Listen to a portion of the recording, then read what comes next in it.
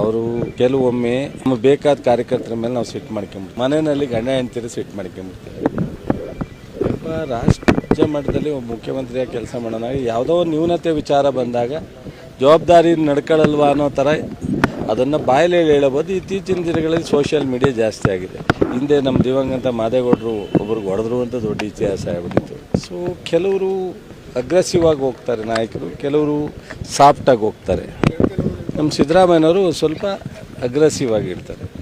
So ಏನಾಗುತ್ತೆ, ಅದನ್ನೇನು purposely ಬೇಕು ಅಂತ ಒಬ್ಬ ಅಧಿಕಾರಿಗೆ ನಾನು ಹೊಡಿಬೇಕು ಅಂತ ಅಲ್ಲ ಅದರ ಉದ್ದೇಶ.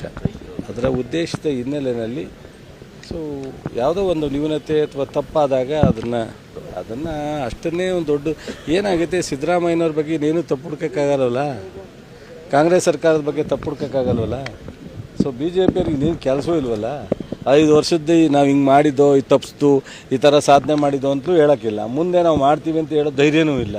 ಇನ್ನೇನು ಇಂಥವ್ರೇ ಏನಾದ್ರು ಹುಡಿಕೊಂಡು ಹೋಗ್ತಾರೆ, ಪಾಪ ಅವರು ಜೀವನ ಮಾಡಬೇಕಲ್ಲ. ಈಗ ರಾಜಕೀಯ ಜೀವನ ಪಡಗಲ್ಲ, ರಾಜಕೀಯ ಜೀವನ ಮಾಡಬೇಕಲ್ಲ. ರಾಜಕೀಯದಲ್ಲಿ ಏನಾದ್ರು ಒಂದು ಇಶ್ಯೂ ಬೇಕಲ್ಲ, ಮಾಡ್ತಾರೆ, ಮಾಡಲಿ ಬನ್ನಿ.